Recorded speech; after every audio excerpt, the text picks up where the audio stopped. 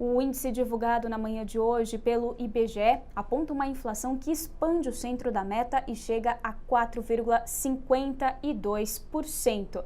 Era previsto para esse ano apenas 4%. Sobre esse assunto, a gente conversa com o professor dos MBAs da Fundação Getúlio Vargas, Mauro Rochin. Bom dia, professor, bem-vindo. Bom dia, prazer estar aqui com vocês.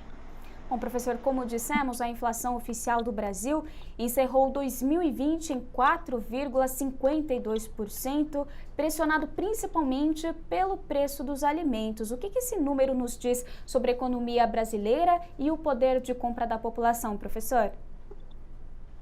Nos traz uma preocupação, porque uma inflação mais alta sugere que daqui a pouquinho a gente vai ter juros mais altos, e juros mais altos dificultam a retomada da economia, dificultam o emprego, dificultam o investimento, dificultam o consumo. Então, sem dúvida nenhuma, não é uma boa notícia. Professor, e em momentos com desemprego elevado, uma inflação elevada impacta muito uma parcela importante da nossa sociedade. Ao longo de 2020, realmente vimos o aumento dos preços dos alimentos, dos principais itens da cesta básica, como arroz e feijão. O que levou a esse aumento dos alimentos e qual o impacto social disso? Bom, de fato, o que pressionou a inflação no ano passado foi o preço dos alimentos, como você falou, e também o preço da energia elétrica. No caso do preço dos alimentos, o que causou maior pressão foi, em primeiro lugar, a própria alta do preço de algumas commodities no mercado internacional. A gente viu a soja aumentar de preço fortemente, a gente viu o arroz aumentar de preço fortemente, isso em termos de mercado internacional. Aliás, não só esses dois itens, mas a gente também viu carnes ficarem muito mais caras, a gente viu minério de ferro ficar muito mais caro, e a gente viu também o preço dos produtos importados ficar muito mais caro. Isso por conta não só das altas que esses produtos registraram no mercado internacional, mas também muito por conta da alta do dólar aqui no Brasil. Eu lembro a todos que quando o dólar aumenta, fica mais caro o preço dos produtos importados, mas também fica mais caro o preço dos produtos brasileiros que são exportados. Isso porque os exportadores passam a direcionar para o mercado externo os seus produtos e passa a haver uma menor oferta aqui dentro, com a consequente alta dos preços. Então, esse conjunto de fatores explica esse IPCA, esse índice de inflação mais alto do que o esperado no ano passado. Agora, professor, com essa inflação acima da meta, o salário mínimo deve ser reajustado pelo governo ainda no início desse 2021? Existe essa possibilidade? Olha, é uma questão ainda difícil de se avaliar, porque, por um lado, o salário mínimo é uma referência fundamental para muitos trabalhadores e também é uma referência importantíssima para as aposentadorias e as pensões da Previdência Social. Então, ele não ser aumentado significa penalizar muita gente. Ele ser aumentado significa penalizar contas públicas que hoje representam o calcanhar de Aquiles do governo. Então, está aí uma questão difícil de ser resolvida. E ano passado, o senhor até falou que sobre o aumento do dólar, no ano passado nós tivemos uma desvalorização cambial acumulada em torno de 25%. A política monetária tem uma parcela para esse desequilíbrio fiscal, professor? O senhor pode discorrer um pouquinho mais sobre isso? Sim, eu acho que sim. Ela, sem dúvida, tem alguma responsabilidade sobre essa forte desvalorização. Eu colocaria dois fatores como principais responsáveis por essa forte desvalorização.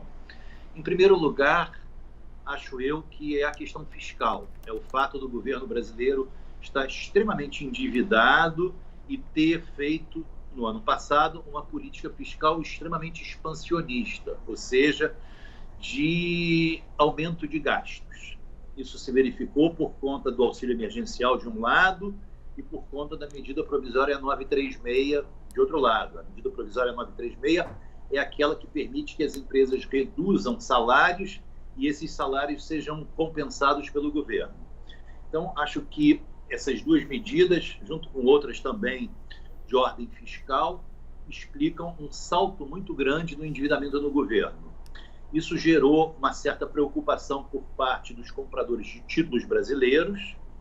Esses compradores, esses potenciais compradores, têm medo de um calote, ou têm medo de que o governo emita moeda para pagar esses títulos, e isso fez com que esses investidores preferissem o dólar em algum momento, ao invés de preferirem títulos do Tesouro. Isso pressionou o preço do dólar de um lado. Por outro lado, como você falou, a política monetária também teve peso nessa alta do dólar. Isso porque os juros básicos da economia caíram bastante, ainda estão no patamar de 2%, o que significa dizer que a rentabilidade das aplicações financeiras desabou. Estrangeiros que antigamente tinham interesse na compra de títulos públicos brasileiros por conta de juros altos, aliás, não só de títulos públicos, mas também de títulos privados por conta de juros altos, agora, diante desse novo cenário de juros baixos, preferiram retirar aplicações financeiras do país. Isso também explica essa alta do dólar. Então, são dois lados de uma mesma moeda. Professor, e inflação é uma palavra que assusta, né? Principalmente para quem viveu a década de 80, 90, sentiu na pele a hiperinflação. Se medidas efetivas não forem tomadas, existe esse risco? Olha, o risco existe, mas eu diria que no momento é um risco ainda bastante distante. Não vejo que estejamos na iminência de um risco de uma inflação muito alta. Acho que o governo tem todas as condições ainda de manejar essa situação. Os juros vão voltar a aumentar daqui a pouquinho. Temos daqui a pouco, daqui a algumas semanas, uma nova reunião do Copom, quando se decide sobre um novo patamar de juros. Aliás, pode-se decidir sobre um novo patamar de juros. O mercado ainda acha que o governo vai manter em 2% juros básicos, o que eu acho um pouco temerário. Acredito que já seria a hora de se iniciar um novo ciclo de alta. Esse é um ponto. Segundo ponto, me parece que o governo está consciente, ou está razoavelmente consciente do risco que representa a questão fiscal. Então, se houver responsabilidade fiscal, se houver, de outro lado, uma política monetária compatível com essa inflação mais alta, eu acho que o risco de hiperinflação pode ser facilmente afastado. Professor, e entre tantos desafios, o que o governo deve fazer nesse ano de 2021 com a pandemia em curso, o fim do auxílio emergencial e a lentidão das reformas do Congresso? O que o governo pode fazer para ajudar a economia é promover o quanto antes a vacinação. Vacinação hoje é sinônimo de recuperação econômica. O quanto antes a gente conseguir afastar o risco de um lockdown, de uma parada geral, e isso só é possível através da vacinação, tanto antes a gente vai ter uma situação normalizada e uma economia voltando a funcionar, uma retomada acontecendo de uma maneira mais rápida. Então, nesse momento, eu acho que existe uma coincidência de interesses. A saúde hoje requer vacinação e a economia hoje requer vacinação. É mais ou menos o que o presidente do Banco Central, Roberto Campos Neto, disse, que a vacinação seria uma alternativa mais barata até mesmo para equilibrar a economia do Brasil? Sim, exatamente, porque sem vacinação rápida, a gente infelizmente vai ter um agravamento desse quadro de mortes, e esse quadro pode levar cidades e estados a fazerem uma nova quarentena, o que vai penalizar, sem dúvida nenhuma, a economia e, consequentemente, o mercado de trabalho. Exatamente. Então, eu acho que o melhor investimento do governo nessa hora é exatamente promover rapidamente a vacinação. Exatamente, só pegando aqui o que ele disse, ele falou que investir em vacina é mais barato do que no auxílio. Professor, já que toquei aqui no quesito de auxílio emergencial, o senhor avalia que o Brasil tem fôlego para dar continuidade do auxílio? Quais são os impactos com o fim desse benefício?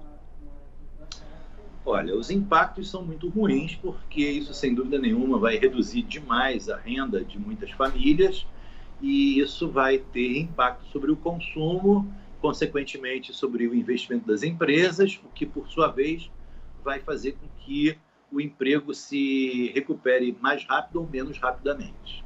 Esse é um ponto. Então, insisto, sem vacinação, eu acho que não há salvação.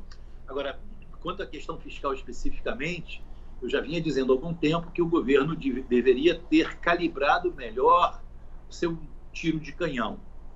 O governo, no primeiro momento, deu auxílio emergencial a 60 milhões de pessoas. Esse auxílio para 60 milhões de pessoas foi o que eu chamei de tiro de canhão, e eu acho que fez isso corretamente. No primeiro momento não dava para saber quem eram os mais necessitados, quem eram os caronas nesse programa, portanto, a ideia no primeiro momento era atender a todos.